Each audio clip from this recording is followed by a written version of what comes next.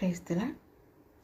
మీకు తెలుసా, మీరు ఒంటరిగా లేరు అని, మీతో దేవుడు ఉన్నాడు అని, మీలో దేవుడు నివసిస్తున్నాడు అని, మీకు సంభవించే ప్రతి పరిస్థితిని తాను చూస్తున్నాడు అని దీనిని మీరు నమ్ముతారా?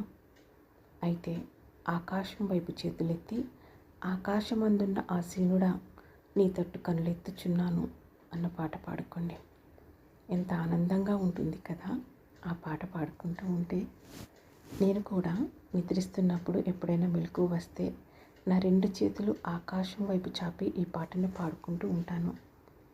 నిద్రిస్తున్నప్పుడు అనుకోకుండా మనకు మెలకువ వస్తే దేవుడు మనకు ఎలా గుర్తుకు వస్తాడో అలానే పాత నిబంధన కాలంలో కూడా యాకోబు అనే వ్యక్తికి తాను నిద్రిస్తున్న సమయంలో తాను దేవుని సన్నిధిని, దేవుని స్పర్శను తాను గుర్తించగలిగాడు.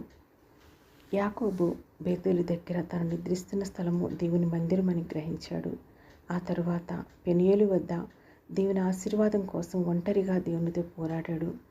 ఎవరైతే యాకోబులా తాను నిలబడినది దేవుని స్థలమని, తానే దేవునికి ఒక నివాస స్థలమని, సజీవమైన రాళ్ళ వల్లే తాను దేవునికి ఒక మందిరంగా కట్టబడ్డానని, తనలో దేవుడు నివసిస్తున్నాడని ఎవరు గ్రహిస్తారో దేవుని ఆశీర్వాదం కొరకు వారు నిజముగా ఒంటరిగానే పోరాడతారు.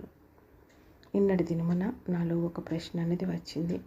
పాటల కోసం, దేవుని వాక్యం కోసం, దేవుని సన్నిధిలో గడపటం కోసం నేను ఇంకొకరి మీద ఎందుకు ఆధారపడుతున్నాను? అసలు ఇంకొకరి మీద ఎందుకు ఆధారపడాలి నేను అని ఈ ప్రశ్న నాకు వచ్చిన వెంటనే యాకోబు ఇశ్రాయేలుగా దేవునితో పెనుగులాడి ఆశ్రదించబడిన ఈ అంశము నాకు జ్ఞాపకం వచ్చింది. ఈ దినములలో కూడా అనేక మందికి ఆశీర్వాదకరంగా ఉంటున్న దైవజనులు కూడా ఒక దినాన వారి జీవితంలో వారు ఒంటరిగా పోరాడిన అనుభవం గుండా వచ్చిన వాళ్ళే అని ఆ సమయంలో దేవుడు నాతో మాట్లాడుతూ వచ్చాడు. అందుకే దేవుని వాక్యం ఇలా సెలవిస్తుంది. యెషయా 60:22 వారిలో ఒంటరి అయినవాడు 1000 మంది అగును, ఎన్నిక లేనివాడు బలమైన జనమగును. యెహోవా నాకు నేను తగిన కాలమున ఈ కార్యమును త్వరపెట్టుదును. ఒంటరి అయినవాడు 1000 మందిగా బహుజన సమూహముగా వృద్ధి చెందాలి అని అన్నా, ఎన్నిక లేని బలహీనమైన వ్యక్తి బలమైన జన్మగా తయారు కావాలి అని అన్నా, మనం యాకోబు వలె ఒంటరిగా దేవునితో పోరాడాలి, పెనుగులాడాలి, ప్రార్థించాలి. ఆకాశమందు సింహాసనాసీనుడైన ఆ దేవుని వైపు మన చేతులు, మన కన్నులను ఎత్తి ప్రార్థించాలి. అర్ధరాత్రి అందరూ నిద్రించే సమయం. యాకోబు మాత్రం తాను ఒంటరిగా ఉన్నాడు. యాకోబు తాను ఒంటరిగా ఉన్నాను అని అనుకుంటే అసలు దేవునితో పెనుగులాడేవాడు కాదు. బేతేలులో తాను నిద్రిస్తున్న, తాను నిలబడి ఉన్న స్థలములో దేవుడు ఉన్నాడు అన్న దేవుని సన్నిధిని గ్రహించిన యాకోబు తనతో దేవుడు ఉన్నాడు, తాను ఒంటరిగా లేడు అన్న సత్యాన్ని తాను గ్రహించి, చీకటి లాంటి ఒక సమస్య యాకోబును వెంటాడినప్పుడు తాను దేవునితో పెనుగులాడుతూ వచ్చాడు. ఒంటరిగా దేవునితో పెనుగులాడిన ఆ రాత్రి యాకోబు జీవితం మార్చబడ్డది. అతని యాకోబుగా కాదు, ఇశ్రాయేలుగా మారాడు. ఒంటరిగా పోరాడిన వాడు జనులను నడిపించగల నాయకుడిగా ఎదిగాడు. ఒంటరిగా దేవునితో పోరాడిన ఇశ్రాయేలు అనబడే వ్యక్తిని ఇప్పుడు ఒక దేశంగా అనేకులకు ఆశీర్వాదకరంగా ఇప్పుడు మనం చూస్తున్నాము. ఇది ఆత్మీయ సత్యం మనకు కూడా వర్తిస్తుంది. మనం ఒంటరిగా ఉన్నప్పుడు నిరాశ చెందాల్సిన అవసరం లేదు. దేవుడు మనతో ఉన్నాడు, ఉంటాడు, మనలో నివసిస్తున్నాడు అన్న గ్రహింపుతో మనం నిలబడితే, ప్రార్థన ద్వారా దేవునితో పెనుగులాడితే, పోరాడుతూ ఉంటే దేవుడు మన జీవితాన్ని ఆశీర్వదించి తన ప్రభావాన్ని, తన మహిమను, తన ఆశీర్వాదాలను మన పట్ల విస్తరింపచేయగలడు.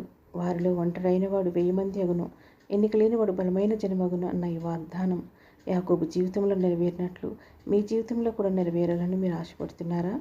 అయితే ఈ 40 రోజుల ఉపవాస దినాలను ప్రత్యేకపరుచుకొని యాకోబు వలె ఒంటరిగా ప్రార్థన ద్వారా దేవునితో పోరాడండి. లేవి ఖండంలో 26:8 ఏమని ఉందంటే, మీలో 5 100 మందిని తరుముదురు, 100 మంది 10,000 మందిని తరుముదురు, మీ శత్రువులు మీ ఎదుట ఖడ్గం చేత కూలుదురు. మనం ప్రార్థిస్తున్నప్పుడు ఈ రీతిగా మన శత్రువులను మనము తరిమివేస్తాము ప్రార్థన ద్వారా. దేవుడు నాలో నివసిస్తున్నాడు, నాతో ఉన్నాడు, నాతో నడుస్తున్నాడు అన్న విశ్వాసము కలిగి దేవుని బలంతో ప్రార్థించినప్పుడు అనేక సమస్యల నుండి మనం విడిపించబడతాము. అనేక మందిని ప్రభావితం చేయగల సామర్థ్యం అనే దానిని దేవుని మనము ప్రార్థించినప్పుడు మనకు కలుగుతుంది. మన ప్రార్థన ద్వారా, మన విశ్వాసం ద్వారా దేవునితో మనం ఉన్నప్పుడు దేవుడు మనలను ఒంటరి వాళ్ళనుగా ఉంచడు. మీరు దేవుని విశ్వసిస్తున్నారా? మీరు ఒంటరిగా ఉన్నారా? దేవుణ్ణి గట్టిగా పట్టుకోండి. ఆయన మిమ్మల్ని ఆశీర్వదించి మీ ద్వారా అనేక మందిని ఆశీర్వదిస్తాడు. ఆశీర్వదించగల సమర్థుడు. దీనిని మీరు నమ్ముతున్నారా? Praise the lord.